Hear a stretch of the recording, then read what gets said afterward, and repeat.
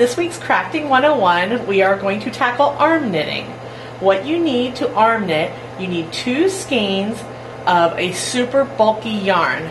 Here I'm using the Hometown USA brand, and it is the color of, I don't even know what, I don't see that, alright, Little Rock Granite. Okay, it comes in a variety of colors. You can usually pick up 2 skeins for about, anywhere I've seen them from $3 to $5 each, so you can make a scarf for less than $10.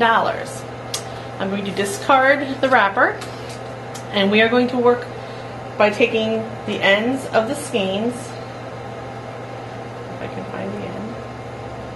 There it is. And you're going to place the 2 ends together. I'm going to just throw them on the ground because we don't need them for right now.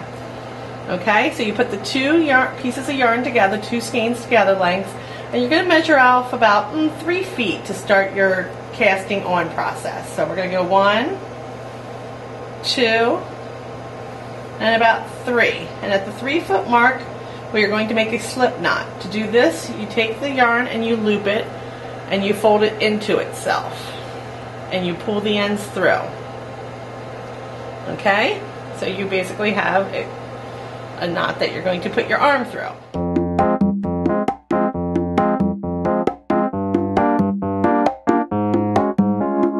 Okay, to cast on your stitches, we're going to cast onto the right arm, and what is important in this step is that you remember which is your working yarn, which is what the 2 that lead down to the skeins on the floor, and which is your casting on yarn. And keep that to the left, the casting on yarn to the left, and the working yarn to your right. Best way I can describe this next step is you're going to pretend to point a gun. You're going to take your fingers like this, and you're going to put them in between. You are going to grab both the working yarn and your casting on yarn with your 3 remaining fingers. So it looks like you're pointing a gun, basically. What you're going to do now is, this is your needle. This hand is your needle. You're going to go down between your thumb and your fingers and go up through, and then you're going to come back through your pointer finger and through this hole that you've created and pull. Let me show you that again.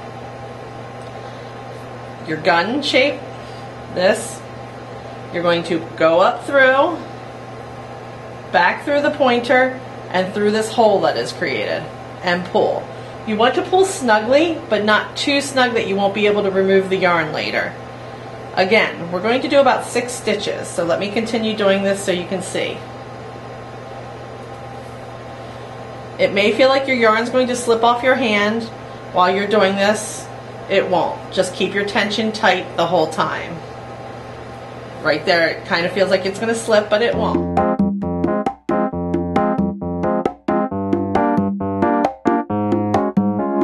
Okay, so now we're going to begin knitting. Like I said, we have 6 stitches cast on. 2 pieces of yarn is 1 stitch because you have the double skeins that you're using. What I've done, and I found it to be helpful, is you don't need your casting on length anymore, so I knot it up because that's going to be discarded after you're all done with the scarf. This way you don't grab your casting on yarn. You just work with your working yarn, which is leading to the skeins on the floor. Okay, so what you're going to do first is you're going to grab a hold of your working yarn. You're going to slip the first stitch, which is again 2 pieces of the yarn, and bring it through. You're going to turn it so that the front is toward you, and you're going to slip it onto your other wrist and then pull. Do not pull too tightly because you want to, again, be able to slip it off later. So now you're kind of in a situation where you need to finish your project because you're tied up. So again, you're going to grab the working yarn, slip off the next stitch, turn it, and put it on your other wrist. Continue doing that. I'll go slowly so you can see what I'm doing. Turn and slip on your wrist.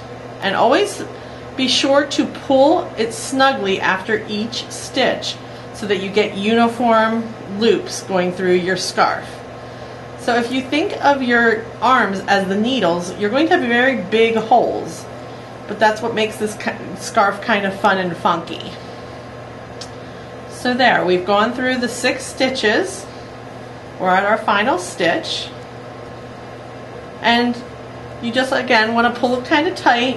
It's not going to look like anything for a few more rows, but that's okay. So now we're going to transfer to the other hand. So what you're going to do again is hold it with your hand. You're going to slip it off and put your hand through the hole and pull.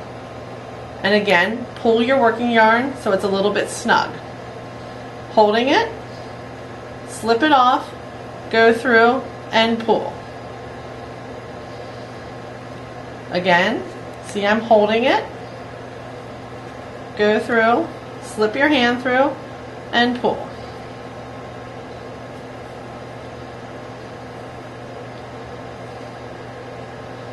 And again, pulling it after each one.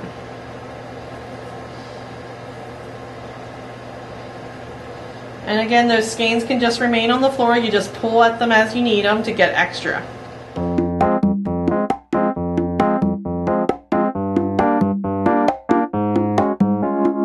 Okay, thanks to video, I've gotten a little bit further, so you can see that my scarf's starting to take shape by pulling it out. One thing that I'm going to do a few more rows just to show you, to be sure you know what you're doing. One thing I'm going to remind you, and I can't stress enough, is to pull it every time you do a stitch. Pull your working yarn over here on this side or the other side, but that is going to help you keep uniform stitches. It's also going to help the scarf take shape, and you kind of get into a rhythm after a while where you just kind of know to pick up your yarn again after you've carried it over and pull a little bit. Then you pick up your yarn and pull. Go through, pick up your yarn and pull. Okay, so we're going to, let's say we have a completed scarf here, and again, you can make this a running scarf where it's just a nice long, or you can do it short and sew your ends together with the completed scarf and make an infinity scarf. It's up to you. I did a long one, and I will say I think I would rather do I like the infinity scarf a lot better. So you probably need, I'd say about 18 or 19, maybe 18 to 20 rows done to make an infinity scarf.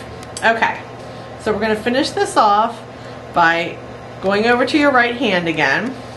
You're going to carry one stitch over, and then you're going to carry a second stitch over as such. Now what you are going to do is you're going to drop your working yarn. You're going to take the first stitch that you carried over, take it over top of the second stitch, pull your hand through and drop it, and then pull on your working yarn to tighten it up again. So here we have one stitch on this hand. We're going to carry a second stitch through, again pull on the working yarn a little bit, and then take that first stitch and cast it off, and again just tighten it up by pulling on your working yarn. So again, carry it over, put it through, and then you're going to cast off by taking that first stitch,